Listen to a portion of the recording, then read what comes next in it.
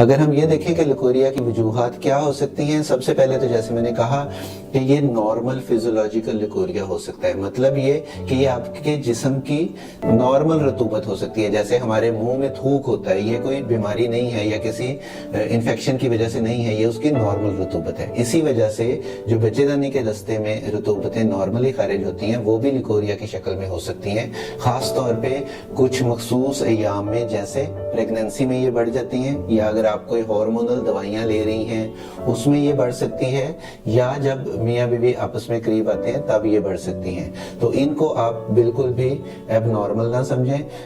Leucorrhoea کو صرف اس وقت آپ نے علاج کے لیے کسی کے پاس جانا ہے جب اس کی وجہ سے آپ کو کوئی تکلیف ہو رہی ہو، جیسے کہ اگر اس کی وجہ سے آپ کو کوئی برننگ ہو رہی ہے، جلن ہو رہی ہے، خارش ہو رہی ہے، یا پیٹ کے نچلے حصے میں درد ہو رہی ہے۔